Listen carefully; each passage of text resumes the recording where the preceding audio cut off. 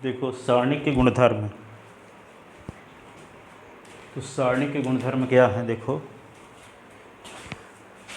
किसी सारणी का मान निकालने का तरीका उस दिन बताए थे, और यदि आप उस तरीके से नहीं निकालना चाहते, कुछ प्रॉपर्टी है, तो उस सारणी को देख करके आप बता सकते हो कि उसका मान क्या हो।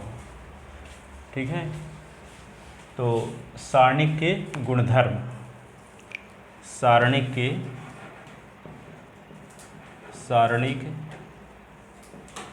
गुणधर्म। ठीक है, गुणधर्म, प्रॉपर्टी ऑफ डिटर्मिनेंट। ठीक है, प्रॉपर्टी ऑफ डिटर्मिनेंट। सुनो पहले, अब पहली प्रॉपर्टी क्या है कि जैसे मान लो कोई डिटर्मिनेंट लेते हैं 2 3 4 5, ऐसे अभी लिखना नहीं है, 2 3 4 5। अब इसकी वैल्यू जब निकालते हैं तो क्या होगा, 2 × 5 माइनस 4 × 3, तो 2 5 जब 10 और ये 12 इज इक्वल टू -2 इसकी वैल्यू आती है। ठीक है, अब देखते ये हैं कि हम ये जो रो है, फर्स्ट रो और सेकंड रो, इन रो को बदल देते हैं, रो को कॉलम में बदल देते हैं और कॉलम को रो को कॉलम में, यानी रो को कॉलम में। जैसे रो के एलिमेंट क्या हैं, 2 3, तो हम क्या कर दिए, कॉलम में लिख दिए 2 3। पंक्ति में था ना, तो हम कॉलम में लिख दिए। ये 4 5 रो में था तो कॉलम में लिख दिए। अब इसका मान निकालते हैं तो 2 × 5 माइनस 3 × 4, तो यहाँ पे 10 माइनस 12 इज इक्वल टू -2, वही आया। ठीक है, तो गुणधर्म क्या बना, किसी सारणी की पंक्तियों को स्तंभों में या कि स्तंभों को पंक्तियों में बदल दिया जाए तो सारणी के मान में कोई परिवर्तन नहीं होता। ठीक है, किसी सारणी की कोई पंक्ति, जैसे मान लो क्या है, 1 2 3 4 5 6 7 8 9, ये सारणी है, इसका मान निकालने पर 0 आता है मान लो, तो इसकी पंक्ति के को स्तंभ में लिख दो, 1 2 3 4 5 6 7 8 9, तब इसका मान भी 0 रहेगा। तो पहला गुणधर्म क्या है, किसी सारणी की पंक्तियों को स्तंभों में, अब जैसे मान लो हम पंक्ति को ना बदले, चाहे पंक्ति को बदलो चाहे स्तंभ को, ये वाली स्तंभ को पहले पंक्ति में लिख दो, वही चीज़ हुई। इस स्तंभ को यहाँ लिख दो, तो पंक्तियों को स्तंभों में बदलो चाहे स्तंभों को पंक्तियों में बदलो, तो सारणी का मान अपरिवर्तित रहता है, सारणी का मान अपरिवर्तित रहता है। ठीक है, तो क्या लिखोगे, लिखो पहला गुणधर्म, किसी सारणी की पंक्तियों को स्तंभों में, किसी सारणी की पंक्तियों को स्तंभों में या स्तंभों को पंक्तियों में बदल देने से सारणिक का मान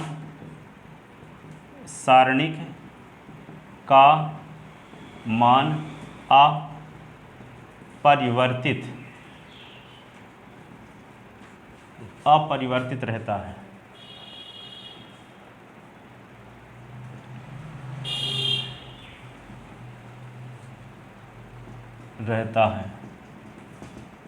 बदलता नहीं है।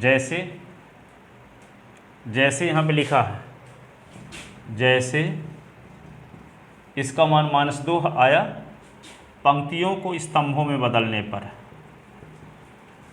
पंक्तियों को स्तंभों में बदलने पर, तो पंक्तियों को स्तंभ में बदल दिया तब भी -2 आया। इस सारणी का मान निकाले तो -2 आया, और फिर पंक्तियों को स्तंभों में बदल दिए तब भी -2 आया। ये पहला एग्जाम्पल। ये दूसरा एग्जाम्पल लिखते हैं, 1 2 3 4 5 6 7 8 9, इसका मान निकालो तो 0 आएगा। तो पंक्तियों को स्तंभ बदल दिए, या कि हम लिख स्तंभों को पंक्तियों में बदलने पर तो स्तंभ देखो, पहला स्तंभ यहाँ है 1 4 7 है, तो पंक्ति में लिखते हैं 1 4 7। ठीक है, पंक्ति में है, एक स्तंभ में है 2 5 7, तो यहाँ 2 5 7 लिख दिए पंक्ति में। हाँ 2 5 8 है ना। फिर तीसरे में क्या है 3 6 9, तो यहाँ लिख दिए 3 6 9, तो इसका मान भी शून्य ही आएगा। ठीक है ना। हम क्या किए, स्तंभों को आए बदले हैं। ठीक है, पर देखो यहाँ पे पंक्ति स्तंभ में बदल गई अपने आप। ये वाली अवयव आए यहाँ के नहीं आए। हम क्या किए थे, हम तो स्तंभ को न बदले थे, लेकिन पंक्ति अपने आप बदल गई, पंक्ति स्तंभ में। तो ये बोलने का तरीका अलग हो सकता है, पंक्तियों को स्तंभों में या कि स्तंभों को पंक्तियों में बदलने पर। इसका मतलब चाहे पंक्ति को स्तंभ में बदलो तब वही रिजल्ट आने वाला है, और चाहे स्तंभ को पंक्ति में बदलो तो वही रिजल्ट आने वाला है।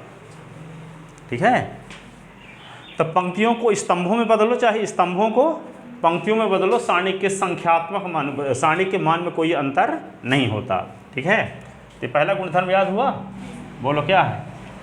सारणी की पंक्तियों को या फिर सारणी की पंक्तियों को या तो स्तंभ में बदलिए या फिर स्तंभों को पंक्तियों में बदलिए, लेकिन सारणी के मान में कोई परिवर्तन नहीं होता। हाँ आप बोलो।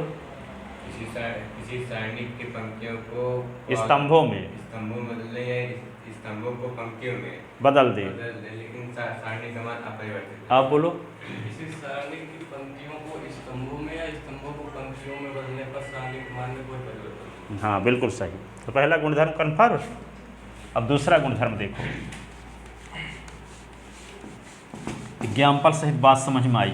अब देखो दूसरा गुणधर्म लिखते हैं। दूसरा गुणधर्म ये है,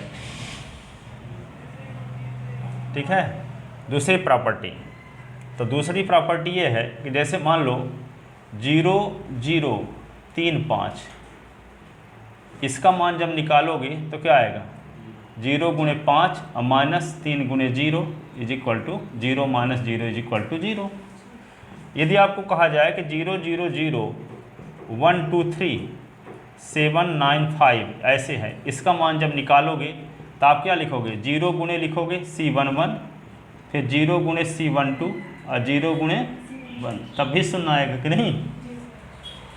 पहली पंक्ति का जब लिखोगे इनका सहखंड का गुणनफल का योगफल सारणी का मान कहलाता है, तो 0 आएगा कि नहीं आएगा। इसका मतलब ये हुआ किसी सारणी की कोई भी पंक्ति अथवा कोई भी स्तंभ के सभी अवयव यदि शून्य है तो सारणी का मान शून्य होता है। किसी सारणी की कोई भी पंक्ति अथवा स्तंभ के सभी अवयव शून्य है। जैसे मान लो आ गया 1 2 3 और 0 0 0 7 9 5, इसका मान भी शून्य रहेगा। कोई भी पंक्ति अथवा कोई भी स्तंभ के सभी अवयव शून्य हो तो सारणी का मान क्या होगा, शून्य होगा। किसी सारणी की कोई भी पंक्ति अथवा कोई भी स्तंभ के सभी अवयव शून्य हो तो सारणी का मान शून्य होगा। यदि किसी सारणी की कोई भी पंक्ति अथवा कोई भी स्तंभ के सभी अवयव शून्य हो तो सारणी का मान शून्य होगा। लिखो, यदि किसी सारणी के, दूसरा गुणधर्म, यदि किसी सारणी की कोई भी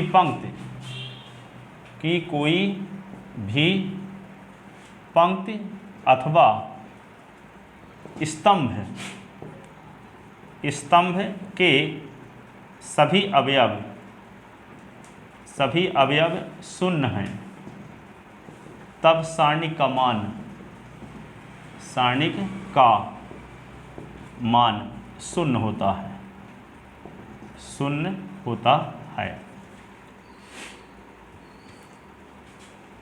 ठीक है, जैसे लिख करके एक एग्जाम्पल ये है, जैसे एग्जाम्पल ये फर्स्ट, एग्जाम्पल सेकंड और एग्जाम्पल ये थर्ड, इन तीनों को लिख लो। इसका मान शून्य आ ही रहा है, इसका मान निकाल तो शून्य आएगा ही। और इसमें आपको बताया ही गया था किसी भी सारणी का मान 6 तरीके से निकाल सकते हैं, तो हम उसी तरीके से निकालेंगे जो स्तंभ जो इस पंक्ति के सभी अवयव शून्य हैं। यदि इसके अंदर इस प्रसार करेंगे तो क्या लिखेंगे, 0 गुणे 0 का कोफैक्टर प्लस 0 गुणे 0 का कोफैक्टर प्लस 0 गुणे इस 0 का कोफैक्टर। तो 0 0 0 3 बार सबका गुणा, किसी की संख्या का गुणा 0 के साथ करोगे तो क्या हो जाएगा, 0। इसलिए किसी भी सारणी की कोई भी पंक्ति अथवा कोई भी स्तंभ के सभी अवयव शून्य होने पर सारणी का मान क्या होता है, शून्य होता है। ठीक है, क्योंकि इसमें दूसरे कॉलम के सभी अवयव शून्य हैं, तो हम किसी भी सारणी का मान 6 तरीकों से निकाल सकते हैं। पहली पंक्ति के अंदिश, दूसरी पंक्ति के अंदिश, तीसरी पंक्ति के अंदिश, अथवा पहले स्तंभ के अंदिश, दूसरे स्तंभ के अंदिश, तीसरे स्तंभ के अंदिश। यदि हम उसी स्तंभ के अंदिश प्रसार करते हैं जिसके सभी अवयव शून्य हैं, तो निश्चित रूप से उसका मान शून्य आएगा ही। यदि किसी भी पंक्ति अथवा किसी भी स्तंभ के अंदिश सारणी का मान निकालोगे तो शून्य आएगा। ठीक है, तो इस प्रकार हम इस निष्कर्ष पर पहुँचते हैं कि यदि किसी सारणी की कोई भी पंक्ति अथवा कोई भी स्तंभ है कि सभी अवयव शून्य हैं, तो सारणी का मान शून्य होता है। तो पहला गुणधर्म क्या था? पंक्तियों को स्तंभों में या कि स्तंभों को पंक्तियों में बदल देने से सारणी का मान अपरिवर्तित रहता है। दूसरा गुणधर्म, किसी सारणी की कोई भी पंक्ति अथवा कोई भी स्तंभ के सभी अवयव शून्य हो तो सारणी का मान शून्य होता है। बोलो दूसरा गुणधर्म क्या है? अगर किसी भी सारणी की कोई भी पंक्ति या फिर कोई भी स्तंभ के सभी अवयव शून्य होते हैं तो सारणी का मान शून्य आता है। हाँ बोलो। यदि किसी सारणी के स्तंभों में या पंक्तियों के सभी अवयव शून्य हो तो उस सारणी का मान शून्य होगा। बिल्कुल सही, आप बोलो।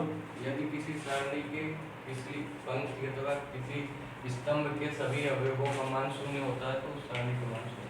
हाँ, किसी भी पंक्ति अथवा किसी भी स्तंभ के सभी अवयव शून्य हैं तो सारणी का मान शून्य होता है। अब आता है तीसरा गुणधर्म। 2 गुणधर्म याद हो गए, पंक्तियों को स्तंभों में अथवा स्तंभों को पंक्तियों में बदल देने से सारणी का मान अपरिवर्तित रहता है। दूसरा गुणधर्म ये है कि किसी पंक्ति अथवा किसी भी स्तंभ के सभी अवयव शून्य हैं तो सारणी का मान शून्य होता है। तीसरा गुणधर्म देखो, तीसरा गुणधर्म ये है, ठीक है, जैसे मान लो एक सारणी के लेते हैं, इसके एलिमेंट हैं 2 3 और ये 2 3। इसका कहने का मतलब ये हुआ कि पहली पंक्ति में जो अवयव है वही दूसरी में भी है।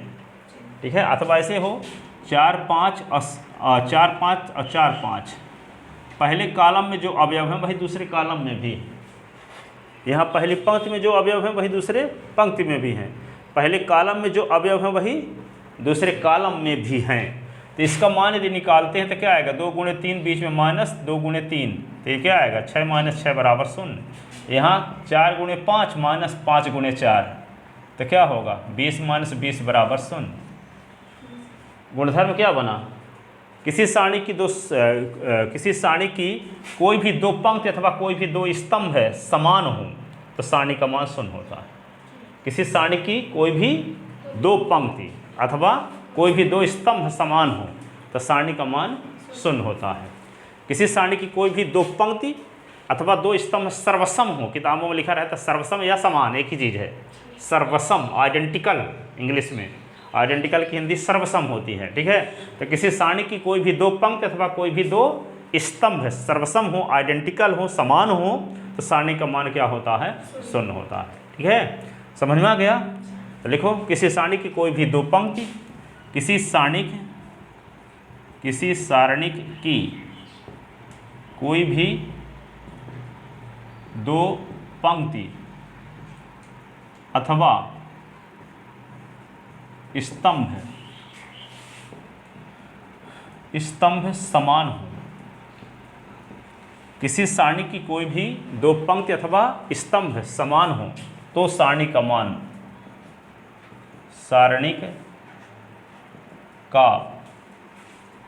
शून्य होता है, शून्य होता है। किसी सारणी की कोई भी 2 पंक्ति अथवा स्तंभ समान हो तो सारणी का मान शून्य होता है। जैसे यहाँ पे एग्जाम्पल ये फर्स्ट लिखा हुआ है, एग्जाम्पल ये first, example second, example first, example. यहाँ पे पहली पंक्ति दूसरी पंक्ति समान है तो सारणी का मान शून्य, पहला कॉलम दूसरा कॉलम समान है तो सारणी का मान शून्य। ऐसे भी हो सकता है, ये तो हम सुविधा के लिए 2 पंक्ति 2 स्तंभ लेते हैं क्योंकि इसका मान जल्दी से निकाल लेंगे। ये 3 पंक्ति 3 स्तंभ लेते तो टाइम लगेगा, पर वो नियम सत्य है 3 पंक्ति 3 स्तंभ के लिए भी, 4 पंक्ति 4 स्तंभ के लिए भी सत्य है। ठीक है, हम एग्जाम्पल देते हैं 2 पंक्ति 2 स्तंभ वाला, ठीक है, क्योंकि उसको जल्दी से दिखा देते हैं। अब पता चला 3 वाले का एग्जाम्पल लेंगे तो बहुत टाइम लगेगा। ठीक है, पर वे सत्य 3 के लिए भी है। जैसे मान लो ऐसे लिखा है 1 2 3 पहली पंक्ति और 1 2 3 और यहाँ पे 4 7 9 ऐसे है, इसका मान शून्य होगा। क्यों? क्योंकि पहली पंक्ति दूसरी पंक्ति समान है, पहली पंक्ति दूसरी पंक्ति समान है। ऐसे भी ले सकते हैं कि यहाँ पे लिख लो 4 5 6 और 4 5 6 7 9 11 ऐसे, तो इसका मान भी क्या होगा 0, क्योंकि पहला कॉलम और दूसरा कॉलम समान है। पहला कॉलम और दूसरा कॉलम क्या है, समान। तो चाहे कोई भी दो पंक्ति समान हो, चाहे कोई दो स्तंभ समान हो, तो सारणी का मान क्या होगा 0 होगा। तो पहला गुणधर्म क्या है, पंक्तियों को स्तंभों में या कि स्तंभों को पंक्तियों में बदलने से सारणी का मान अपरिवर्तित रहता है। दूसरा, किसी सारणी की कोई भी पंक्ति अथवा कोई भी स्तंभ के सभी अवयव 0 हो तो सारणी का मान 0 होता है। तीसरा गुणधर्म क्या है, कोई भी दो पंक्ति अथवा किसी सारणी की कोई भी दो पंक्ति अथवा दो स्तंभ समान हो, सर्वसम हो, आइडेंटिकल हो, तो सारणी का मान 0 होता है। ठीक है, तो बोलो तीसरा गुणधर्म क्या है।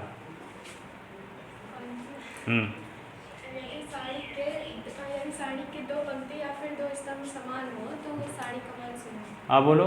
यदि किसी सारणी की दो पंक्ति अथवा दो स्तंभ समान है तो सारणी का मान 0 होता है। आप बोलो। यदि किसी सारणी की दो पंक्ति अथवा दो स्तंभ समान है तो सारणी का मान 0 होता है। आप बोलो पहला गुणधर्म क्या है। हाँ यदि मतलब पहला, हाँ यदि किसी सारणी की पंक्तियों को स्तंभ में बदलते हैं या फिर स्तंभ को पंक्तियों में बदलते हैं तो सारणी का मान अपरिवर्तित रहता है। दूसरा गुणधर्म, दूसरा मतलब यदि किसी सारणी का कोई भी पंक्ति अथवा कोई भी स्तंभ के सभी अवयव। हाँ के सभी अवयव 0 होते हैं तो उसका मान 0 होगा, सारणी का मान। तीसरा, यदि किसी सारणी के दो पंक्ति या दो स्तंभ समान है तो सारणी का मान 0 है। ठीक है। आप बोलो पहला गुणधर्म। यदि किसी सारणी में पंक्ति को स्तंभ में या स्तंभ को पंक्ति में बदला जाए तो इस सारणी का मान अपरिवर्तित रहता है। दूसरा, यदि किसी सारणी के पंक्ति अथवा स्तंभ के प्रत्येक अगर 0 हो तो सारणी का मान 0 होगा। तीसरा, यदि किसी सारणी के कोई भी दो अवयव कोई भी दो पंक्ति अथवा कोई स्तंभ समान हो तो सारणी का मान 0 होगा। आप बोलो पहला। यदि किसी सारणी की पंक्ति को स्तंभ में या स्तंभ को पंक्ति में बदला जाए तो सारणी का मान परिवर्तित रहता है। दूसरा, यदि किसी सारणी की पंक्ति अथवा कोई भी पंक्ति अथवा कोई भी स्तंभ के सभी अवयव स्तंभ के सभी अवयव 0 हो तो सारणी का मान 0 होता है। हाँ। तीसरा, यदि किसी सारणी की दो पंक्ति अथवा दो स्तंभ स्तंभ समान हो। समान हो तो सारणी का मान 0 है। ठीक है, 3 गुणधर्म याद हो गया कि नहीं। अब देखो आगे की ओर बढ़ते हैं। चौथा गुणधर्म, तो देखो चौथा गुणधर्म क्या है। चौथा गुणधर्म जैसे मान लेते हैं कि एक सारणी के लेते हैं 2 3 4 5। अब इसका मान तो अभी निकाले थे तो आया था 2 × 5 - 4 × 3 और 2 पंचे 10 4 3 12 बराबर -2। इसका मान -2 आया। अब हम इस सारणी की कोई भी पंक्ति लें, एक पंक्ति लेते हैं पहली चाहे दूसरी, चाहे पहला कॉलम चाहे दूसरा कॉलम, और उसमें हम किसी संख्या का गुणा कर देते हैं। जैसे मान लो पहली पंक्ति लेते हैं 2 3, और इसमें हम 5 का गुणा कर देते हैं, 2 × 5 और ये 3 × 5। पहली पंक्ति के अवयवों में किसका गुणा कर दिए 5 का, दूसरे में कुछ नहीं किए, उतार दिए सीधे। ठीक है, अब इसका मान निकालते हैं तो 2 पंचे 10, 3 पंचे 15, 4 और 5। ठीक है, 10 × 5 4 × 15। ठीक है, 50 60 -10। माइनस पहले क्या आया था -2, तो -2 में 5 का गुणा हो गया कि नहीं। पहले -2 आया था, अब प्रत्येक किसी पंक्ति के सभी अवयव में 5 का गुणा किए तो सारणी के मान में भी उसी संख्या का गुणा हो गया। ठीक है, जो पहले मान था -2, लेकिन जब किसी पंक्ति में किसी संख्या का गुणा कर दिए तो जिस संख्या का गुणा किए तो उसके मान में भी उसी संख्या का गुणा हो गया। तो गुणधर्म क्या बना, गुणधर्म ये बना किसी सारणी की कोई भी पंक्ति अथवा कोई भी स्तंभ में यदि किसी विशेष संख्या का गुणा कर दिया जाए तो सारणी के मान में भी उसी संख्या का गुणा हो जाता है। किसी सारणी की कोई भी पंक्ति अथवा कोई भी स्तंभ में किसी विशेष संख्या का गुणा कर दिया जाए तो सारणी के मान में भी उसी संख्या का गुणा हो जाता है। ठीक है, तो यहाँ पे गुणधर्म क्या बना, लिखो किसी सारणी की, लिखो पहले फिर बोलना, यदि किसी सारणी के, किसी सारणिक की कोई भी पंक्ति अथवा स्तंभ में किसी विशेष संख्या का गुणा कर दिया जाए तो सारणिक के मान में भी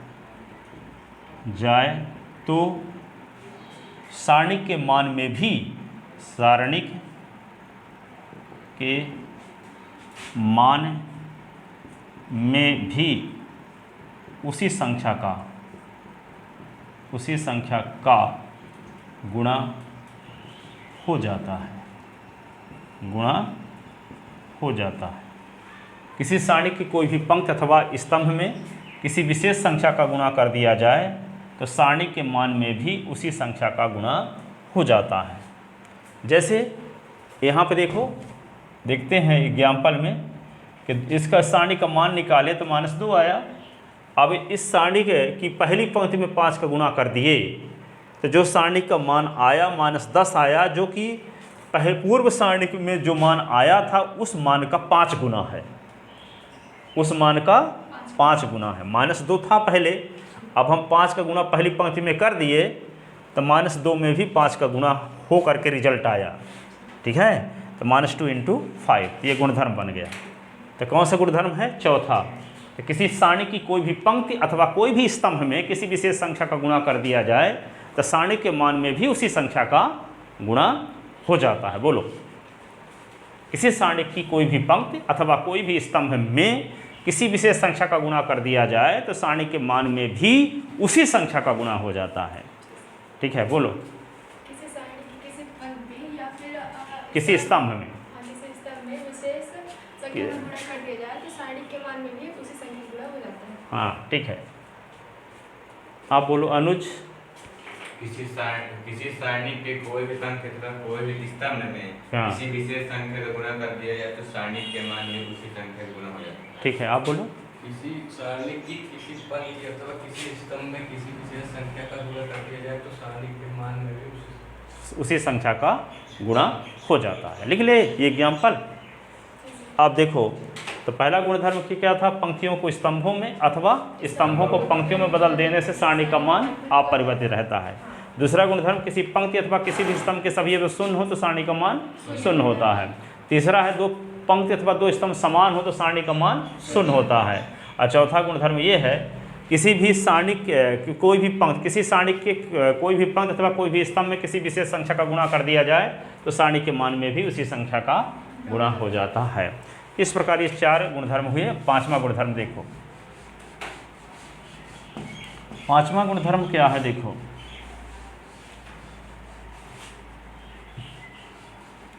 जैसे 5 नंबर में ये लिखो, 2 + 3 4 5 4 + 5 7 9। ठीक है, अब तो इसका मान निकालते हैं। तो इसका मान निकालेंगे तो क्या होगा? 2 और 3 5 न हुआ, ये 7, 5 4 9, ये होगा 9। इसका मान निकाले तो 5 × 9 बीच में -9 × 7, 9 × 9 45, 9 × 7 63, 63 से 45 घटा 18, -18 आ गया ये। अब देखो यहाँ पे इस सारणी को हम ऐसे लिख दें, यदि 2 और 4 पहले लिख दिए, 2 4 और 7 9, फिर प्लस लगा दिए, फिर 3 5 लिखे, 3 5 लिखे और 7 9। ठीक है, तो यहाँ पे देखो 2 × 9 और 4 × 7, 3 × 9, 5 × 7, 9 2 18, 7 चौक 28, 3 9 27, 5 7 35, 28 - 10, ये क्या होगा? 35 से 7 निकला, 35 से 27 निकला, -8, -8, तो क्या होगा? -10 -8 -18, वही मान आया। ठीक है, इसका मतलब क्या हुआ? बोलोगे कैसे इसको किसी सारणी का कोई भी स्तंभ दो राशियों का योग हो, किसी सारणी का कोई भी स्तंभ है दो राशियों का योग हो। अब जैसे मान लो कोई सारणिक है, दो यहाँ पे दो पंक्ति हैं इसमें और दो स्तंभ हैं, तो इसकी कोटि होगी 2/2। नहीं, कमरा 10 फुट लंबा 10 फुट चौड़ा तो नहीं कहते 10/10। दो पंक्ति दो स्तंभ है, उसकी कोटि क्या होगी 2/2। ठीक है, इसकी भी कोटि क्या है 2/2, इसकी कोटि क्या है 2/2। ठीक है, तो यहाँ पे क्या बोलेंगे, किसी सारणी का कोई भी स्तंभ है दो राशियों का योग हो, किसी सारणी का कोई भी स्तंभ है दो राशियों का योग हो, तब उस सारणी को उसी कोटि के, इसकी कोटि 2/2 है तो इसकी कोटि भी 2/2 है, इसकी कोटि भी 2/2 है। ठीक है, तब किसी सारणी का कोई भी कॉलम दो राशियों का योग हो, तब उस सारणी को उसी कोटि के दो सारणिकों के योग के रूप में व्यक्त किया जा सकता है। दो सारणिकों के योग के रूप में व्यक्त किया जा सकता है। किसी सारणी का कोई भी स्तंभ दो राशियों का योग हो, तब उस सारणी को उसी कोटि के, उस सारणी को उसी कोटि के, जिस कोटि ये इसकी जो है वही कोटि इन दोनों की भी है, उसी कोटि के दो सारणिकों के योग के रूप में व्यक्त किया जा सकता है। अब यहाँ माइनस हो तो यहाँ माइनस लग जाएगा, तो क्या बोलेंगे, किसी सारणी का कोई भी कॉलम दो राशियों का योग या अंतर हो, तो उस सारणी को उसी कोटि के दो सारणिकों के योग या अंतर के रूप में व्यक्त किया जा सकता है। ठीक है, अब ये कोई जरूरी नहीं है कि कॉलम ही हो, ऐसा पंक्ति में भी हो सकता है। जैसे 2 3 है, 2 + 3 4 + 5, यहाँ 7 9, तो इसको हम ऐसे लिख सकते हैं, क्या लिखें, 2 7 4 9 और प्लस लगा के ये लिख दें 3 7 5 9। ठीक है, तो किसी सारणी का कोई भी पंक्ति दो राशियों का योग हो, तो उस सारणी को उसी कोटि के दो सारणिकों के योग के रूप में व्यक्त किया जा सकता है। किसी सारणी का कोई भी पंक्ति दो राशियों का अंतर है, तो उस सारणी को उसी कोटि के दो सारणिकों के अंतर के रूप में व्यक्त किया जा सकता है। तो सबको मिला के एक शब्द में कैसे बोलेंगे, किसी सारणी की कोई भी पंक्ति अथवा स्तंभ है दो राशियों का योग या अंतर हो, तो उस सारणी को उसी कोटि के दो सारणिकों के योग या अंतर के रूप में व्यक्त किया जा सकता है। ये ऊपर वाला तो आ जाएगा, लेकिन ये नीचे वाला अगर जोड़ेंगे 7 + 7 तो हैं? अगर मतलब ऊपर वाला तो आ जाएगा 3 + 2 तो इधर का आ जाएगा 3 + 5, ऊपर वाला इधर का आ जाएगा पंक्ति, लेकिन नीचे वाला जो है 7 + 7 हो जाएगा, 9 + 9 हो जाएगा जोड़ेंगे तो फिर कैसे बराबर होगा? जैसे या व्यूह थोड़ी है, सारणी का मान तो इसको निकालोगे ऐसे थोड़ी, लेकिन 2 धन 3 करोगे। ये सारणिक है, आप व्यूह नहीं है। तो सारणी का मान तो ऐसे निकालोगे, ऐसे थोड़ी लिखोगे 2 धन 3 लिखोगे आप व्यूह जैसे, 4 धन 5 थोड़ी लिखोगे ऐसा। इसका मान ऐसे निकालोगे 2 × 9 - 7 × 4, और इसका मान 3 × 9 - 7 × 5, 2 9 18, 7 चौक 28, 3 9 27, 7 5 35। ठीक है, 18, तो क्या आएगा यहाँ पे -10 -8 -18। ठीक है ना, चलो देखो तो समझ में आई बात। गुणधर्म क्या है, किसी सारणी का कोई भी कॉलम अथवा किसी सारणी का कोई भी पंक्ति अथवा स्तंभ दो राशियों का योग या अंतर है, तो उस सारणी को उसी कोटि के दो सारणिकों के योग या अंतर के रूप में व्यक्त किया जा सकता है। ठीक है, तो लिखते हैं, किसी सारणी की कोई भी पंक्ति यदि किसी सारणिक की कोई भी पंक्ति अथवा स्तंभ दो राशियों का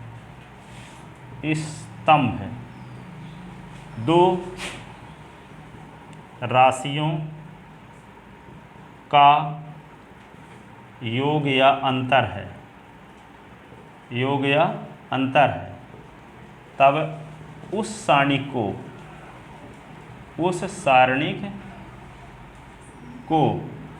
उसी कोटि के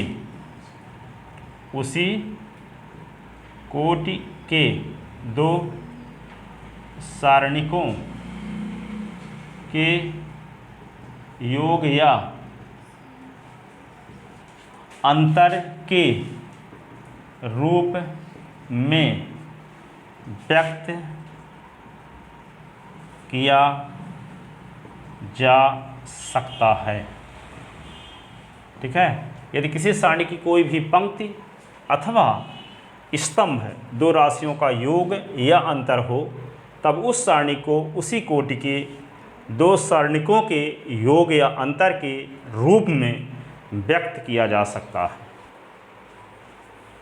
व्यक्त किया जा सकता है।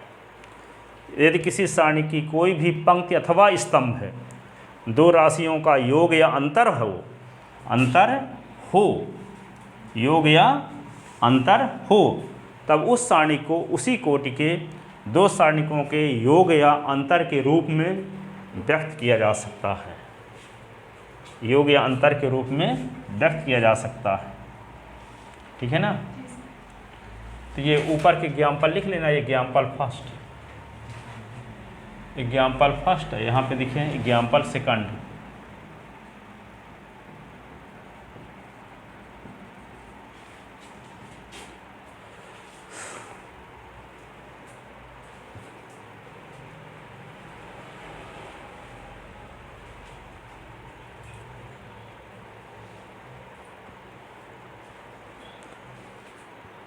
किसी सारणी का कोई भी पंक्ति अथवा कोई भी स्तंभ है दो राशियों का योग हो, तब उस सारणी को उसी कोटि के दो सारणिकों के योग या अंतर के रूप में व्यक्त किया जा सकता है।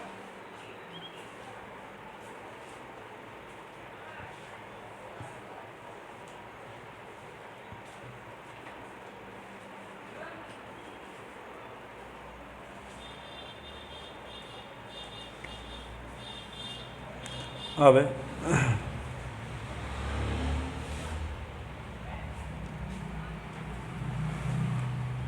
लिख लेंगे यहाँ पर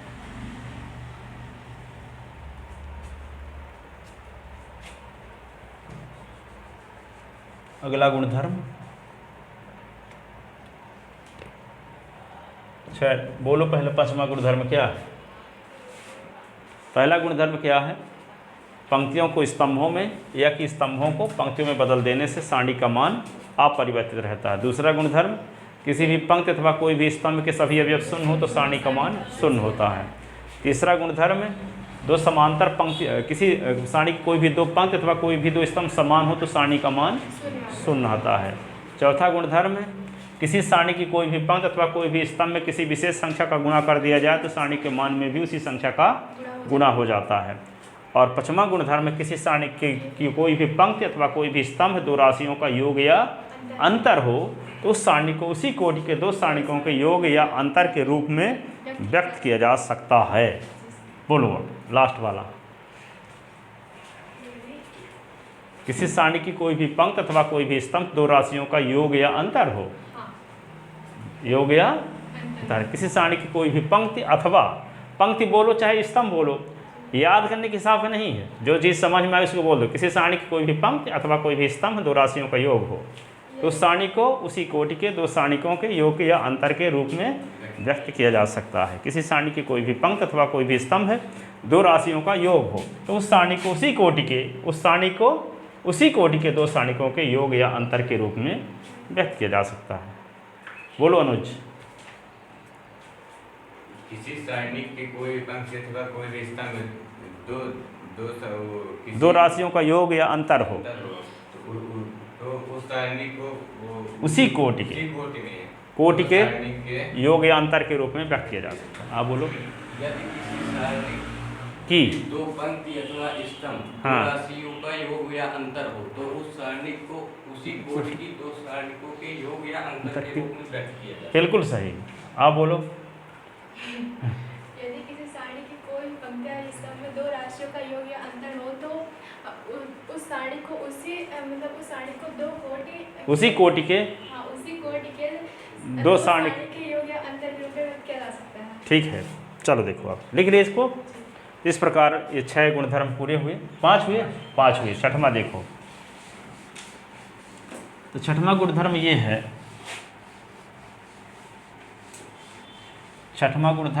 है, जैसे मान लो 2 3 4 5 ये सारणिक है, ठीक है ना। 2 3 4 5 एक सारणिक है और इसका मान निकालते हैं तो 2 गुणे 5 माइनस 4 गुणे 3 तो 5 10 माइनस 12 बराबर -2 आता है। यदि हम दो समांतर स्तंभों को बदल दें,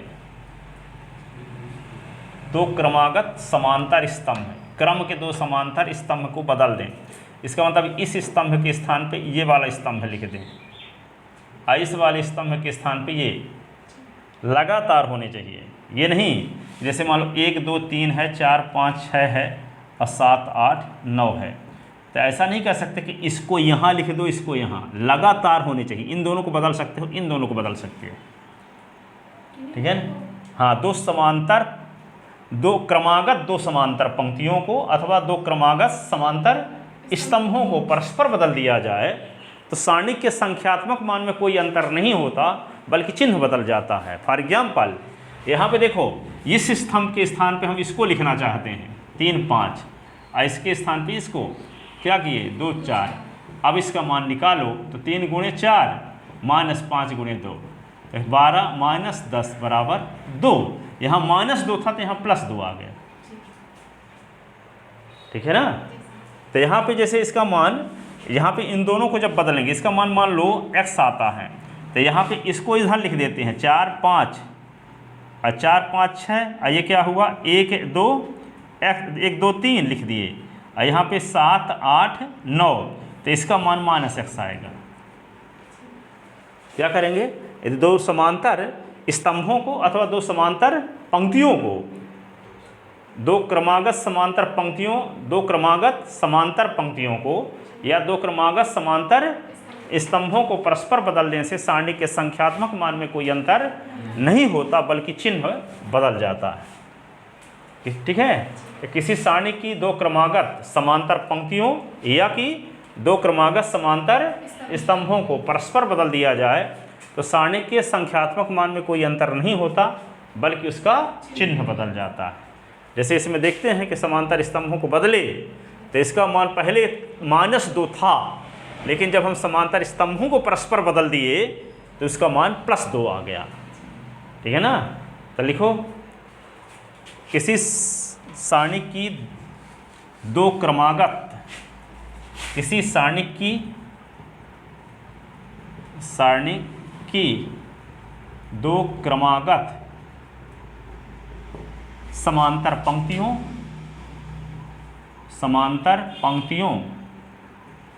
या स्तंभों को परस्पर बदल दिया जाए तो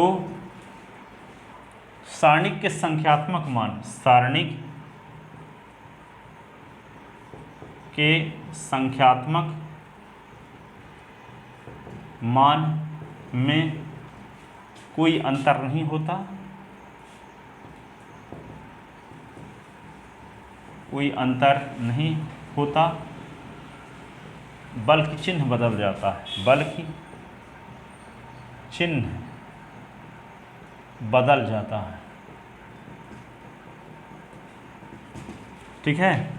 यदि किसी सारणी की दो क्रमागत समांतर पंक्तियों या स्तंभों को परस्पर बदल दिया जाए तो सारणी के संख्यात्मक मान में कोई अंतर नहीं होता है बल्कि चिन्ह बदल जाता है। जैसे यहाँ समांतर स्तंभों को परस्पर बदल दिए तो उसका मान वही आया है लेकिन चिन्ह बदला हुआ आया है।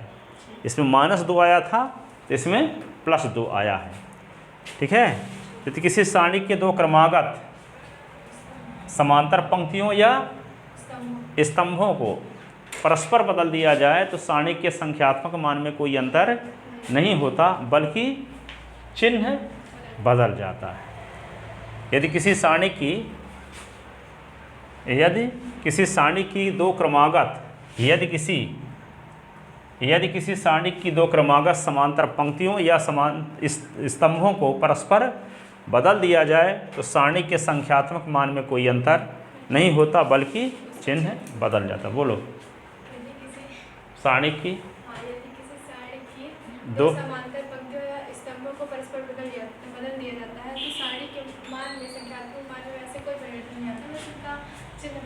चिन्ह बदल जाता है। आप बोलो। यदि किसी सारणी की दो क्रमागत समांतर पंक्ति अथवा स्तंभों को परस्पर बदल दिया जाए तो सारणी के मान में कोई अंतर नहीं आता, बल्कि उसका चिन्ह बदल जाता है। बिल्कुल सही। आप बोलो।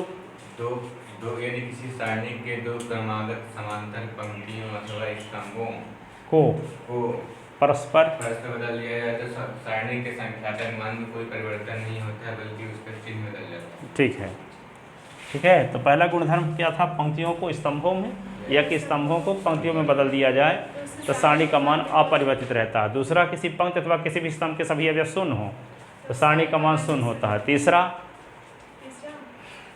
ठीक है, कोई भी पंक्ति कोई भी दो पंक्ति अथवा स्तंभ समान हो तो सारणी का मान शून्य होता है। तीसरा, किसी भी पंक्ति अथवा किसी भी स्तंभ के सभी अवयव शून्य हो तो सारणी का मान शून्य होता है। तो बता चुके हैं, ठीक है। फिर क्या है? किसी सारणी की कोई भी पंक्ति अथवा कोई भी स्तंभ में किसी संख्या का गुणा कर दिया जाए तो सारणी के मान में भी उसी संख्या का गुणा हो जाता है। किसी सारणी की कोई भी पंक्ति अथवा कोई भी स्तंभ के दो अवयव तो कोई भी पंक्ति अथवा कोई भी स्तंभ दो राशियों का योग हो तो उस सारणी को उसी कोटि के दो सारणिकों के योग या अंतर के रूप में व्यक्त किया जा सकता है। और लास्ट वाला छठवां क्या है कि दो क्रमागत समांतर पंक्तियों या स्तंभों को परस्पर बदल दिया जाए तो सारणी के संख्यात्मक मान में कोई अंतर नहीं होता, बल्कि उसका चिन्ह बदल जाता है। ठीक है। अब सतवां गुणधर्म देखो, ठीक है। इस सतवां गुणधर्म का हर एक क्वेश्चन में यूज करते हैं। अब तो क्या है सतवां गुणधर्म? देखो, जैसे एक सारणी के लेते हैं 2 3 4 5, ठीक है। समझाना हम चाहते हैं कि एग्जाम्पल कोई भी लेते रहें, ठीक है। बात समझ में आनी चाहिए आपको, जो कहना चाहते हैं वह सब के लिए सत्य है। 3 पंक्ति 3 स्तंभ के लिए भी इसका मान निकालते हैं तो 2 × 5 माइनस 4 × 3 2 पंचे 10 4 3 12 बराबर -2। अब क्या करेंगे? ये एक कॉलम ले लिए इसका 2 4, तो 2 4 ले लिए। अब 2 4 या कि कोई ये कॉलम ले लिए चाहे ये कॉलम ले लिए, ठीक है। जैसे मान लो ये इस कॉलम का नाम C1 या C2 है। C मीन्स कॉलम, 1 मीन्स पहला कॉलम, ये दूसरा कॉलम, ठीक है। तो यहाँ पे इसको इस प्रकार से लिखें, जैसे 2 4 तो लिख लिए और ये 3 5 यहाँ लिख लिए। अब किसी विशेष संख्या का गुणा पहले कॉलम के साथ करके और दूसरे कॉलम में जोड़ते हैं। जैसे मान लो 7 × 2, यहाँ भी 7 × 4, पहले कॉलम में 7 का गुणा करके दूसरे कॉलम में जोड़ दिए, ठीक है। अब 7 के स्थान पे कुछ भी हो सकता है, चाहे +7 हो, चाहे -7 हो, चाहे +3 हो, चाहे -3 हो। किए क्या कि पहले कॉलम दूसरे कॉलम में क्या किए, पहले दूसरे कॉलम में दूसरे कॉलम के समांतर कॉलम में किसी विशेष संख्या का गुणा करके जोड़ दिए, ठीक है। तो यहाँ पे क्या हुआ, इसको सॉल्व करोगे यदि तो 2 4 तो उतार दो सीधे, ये क्या होगा 3 7 दूना 14, 14 3 17, 7 चौक 28 5 33। अब इसका मान निकालो तो 2 × 33 और -4 × 17, 33 दूना 66, 17 चौको 68 -2, वही मान आया, ठीक है। हम किए क्या, किसी सारणी का कोई भी कॉलम तथा उस कॉलम के समांतर कॉलम में किसी विशेष संख्या का गुणा करके जोड़ दिए। किसी सारणी के में कोई भी कॉलम तथा उस कॉलम के समांतर कॉलम, ठीक है। किसी कॉलम जैसे मान लो कोई भी स्तंभ तथा उस स्तंभ के समांतर स्तंभ में किसी विशेष संख्या का गुणा करके जोड़ देने से जो नई सारणी बनी तो उसका मान अपरिवर्तित है, उसका मान अपरिवर्तित है। कोई पंक्ति लेते और इस पंक्ति के समांतर पंक्ति में किसी विशेष संख्या का गुणा करके उस पंक्ति में जोड़ देते तो जो नई सारणी बनती तो उसका मान पुरानी सारणी के बराबर रहता, ठीक है। तो किसी सारणी का कोई भी पंक्ति तथा उस पंक्ति के समांतर पंक्ति जो होगी, उस पंक्ति के समांतर पंक्ति में किसी विशेष संख्या का गुणा करके उस पंक्ति में जोड़ देने से बने न्यू सारणी का मान, नए सारणी का मान क्या रहता है, अपरिवर्तित रहता है। किसी सारणी का कोई भी कॉलम तथा उस कॉलम के समांतर कॉलम में किसी विशेष संख्या का गुणा करके उस कॉलम में जोड़ देने से प्राप्त नवीन सारणी का मान अपरिवर्तित रहता है। किसी सारणी की कोई भी पंक्ति तथा उस पंक्ति के समांतर पंक्ति में किसी विशेष संख्या का गुणा करके उस पंक्ति में जोड़ने से प्राप्त नवीन सारणी का मान अपरिवर्तित रहता है, बदलता नहीं है। तो जब बदलता नहीं है तो ऐसा सब एक्स्ट्रा काम करने की ज़रूरत क्या है? क्वेश्चन तो ये उठता है कि जब वैल्यू वही आती है तो एक्स्ट्रा हम क्यों करें? तो इस गुणधर्म का यूज कैसे क्यों किया जाता है? कोई पंक्ति के समांतर, कोई पंक्ति अथवा उस पंक्ति के समांतर पंक्ति में किसी विशेष संख्या का गुणा करके उस पंक्ति में जोड़ने से हो सकता है कि उस सारणी के कोई भी पंक्ति के सभी अवयव शून्य हो जाएं, तो हम गुणधर्म से कह देंगे कि सारणी का मान शून्य होगा। हो सकता है कि ये गुणधर्म लगाने से कोई भी दो पंक्ति अथवा कोई दो स्तंभ समान हो जाएं, तो गुणधर्म लगा देंगे कि कोई भी पंक्ति अथवा कोई भी स्तंभ समान जब रहते तो सारणी का मान शून्य होता है। ठीक है, तो ये गुणधर्म लगाने की वजह से और वाले गुणधर्म लगने का जब चांस रहता है तब ये गुणधर्म लगाने की आवश्यकता महसूस होती है ना। ठीक है, तो क्या करेंगे कि यदि कोई हो सकता है कि ये वाला गुणधर्म लगाने से कोई दो पंक्ति समान हो रही हो सकता है कि ये वाला गुणधर्म लगाने से किसी भी पंक्ति के सभी अवयव शून्य आ रहे हों, ऐसी कंडीशन में ये गुणधर्म लगाते हैं। और गुणधर्म लगाने के पश्चात हमको सारणी का मान निकालना ना पड़े, डायरेक्ट गुणधर्म से कह सकें कि इसका मान क्या होगा, शून्य होगा, है ना। इसलिए इस गुणधर्म का उपयोग किया जाता है ऐसी कंडीशन में। ठीक है ना, तो क्या करेंगे, गुणधर्म क्या लिखो इसको, किसी सारणी की कोई भी पंक्ति तथा उस पंक्ति के समांतर पंक्ति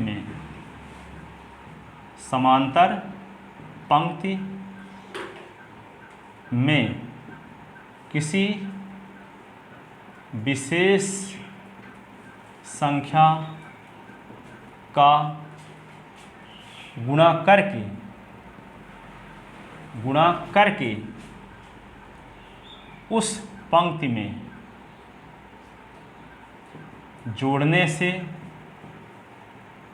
प्राप्त नवीन सारणिक का मान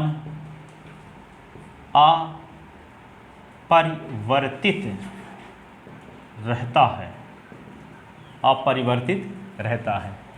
किसी सारणी की कोई भी पंक्ति अथवा पंक्ति तथा उस पंक्ति के समांतर पंक्ति में किसी विशेष संख्या का गुणा करके उस पंक्ति में जोड़ने से प्राप्त नवीन सारणी का मान अपरिवर्तित रहता है। यह गुणधर्म स्तंभों के लिए भी सत्य है। यह गुणधर्म स्तंभों के लिए भी सत्य है। ठीक है, हम पंक्ति के लिए ज्ञान लिख दिए, अब साथ साथ लिखते तो और उलझुल शब्द हो जाते। ठीक है ना, यह गुणधर्म स्तंभों के लिए भी सत्य है। ठीक है, तो किसी सारणी की कोई भी पंक्ति और उस पंक्ति के समांतर पंक्ति, ठीक है, जैसे हम क्या लिए यहाँ पे, ये कॉलम लिए ना, तो इसको क्या बोलेंगे, इस सारणी का दूसरा कॉलम तथा दूसरे कॉलम के समांतर कॉलम C1 में किसी विशेष संख्या का गुणा करके C2 में जोड़े। ठीक है ना, तो क्या लिखे हैं, किसी सारणी की कोई भी पंक्ति, अब पंक्ति में जोड़ना क्या है, इस पंक्ति के समांतर पंक्ति में किसी विशेष संख्या का गुणा करके इस पंक्ति में जोड़ना है।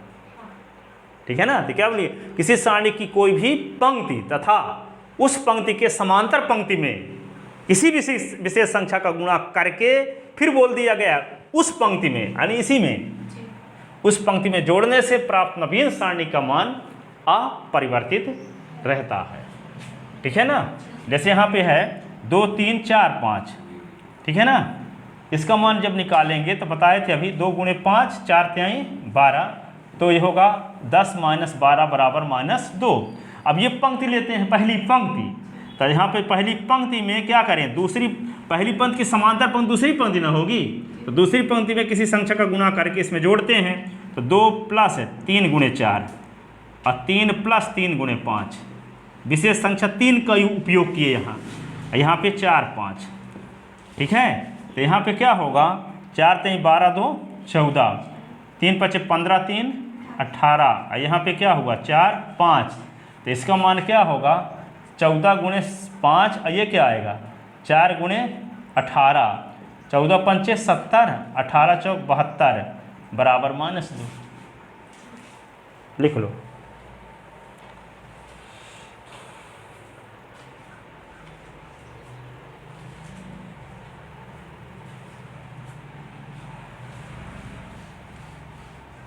तो इस गुणधर्म को इस प्रकार से भी लिख देते हैं, जैसे C1 पंक्ति को प्राप्त करने, पहली पंक्ति को R1 कहते हैं, पहली R1 change to R1 + 3 × R2 की संक्रिया से ऐसे लिख देते हैं, ठीक है। R1 को प्राप्त करने के लिए क्या किए, R1 के समांतर कॉलम R2 में 3 का गुणा करके जोड़े। R1 यहाँ देखो पहली पंक्ति को प्राप्त करने के लिए क्या किया गया है, पहली पंक्ति के समांतर पंक्ति दूसरी में 3 का गुणा करके पहली के साथ जोड़ा गया है, ठीक है। तो संकेत में इस प्रकार से लिखते हैं, R1 को बदला गया है, जहाँ पे 2 3 था तो यहाँ 14 18 कैसे आया, पहली पंक्ति में 2 3 था ना, अब 14 18 कैसे आया, तो इसका मतलब R1 पंक्ति बदल गई इस नियम के अनुसार। R1 के समांतर पहली पंक्ति के समांतर पंक्ति दूसरी में 3 का गुणा करके R1 के साथ जोड़ने से नई पंक्ति R1 प्राप्त हुई है, ठीक है। R1 तो पुरानी हुई, तो हम R1 इस पंक्ति के समांतर पंक्ति क्या हुई R2 में किसका गुणा किए 3 का, और 3 का गुणा करके इसके साथ जोड़ दिए, तो नई जो पंक्ति प्राप्त हुई इसका नाम R1 है। तो नई पंक्ति R1 को प्राप्त करने के लिए किया क्या गया, पुरानी पंक्ति R1 के समांतर R2 में 3 का गुणा करके जोड़ा गया, ठीक है, तब नई पंक्ति ये प्राप्त हुई है, ठीक है। तो लिखते हैं R1 change to R1 + 3 R2 की संक्रिया से। गुणधर्म इतना बड़ा ना लिखेंगे हम, क्वेश्चन जब सॉल्व करते समय ऐसे लिखा करेंगे। इसमें क्या करेंगे, देखो इसमें क्या किए, पहले कॉलम के समांतर कॉलम में नहीं, दूसरे कॉलम के समांतर कॉलम में, तो जैसे दूसरे कॉलम के समांतर कॉलम C1 है, C2 को दूसरे कॉलम का नाम C2 है, तो C2 के समांतर कॉलम C1 हुआ, तो C2 को बदला गया है यहाँ ना। तो C2 को बदलने के लिए क्या किया गया, C2 के समांतर कॉलम C1 में किसका गुणा करके 7 का गुणा करके जोड़ा गया।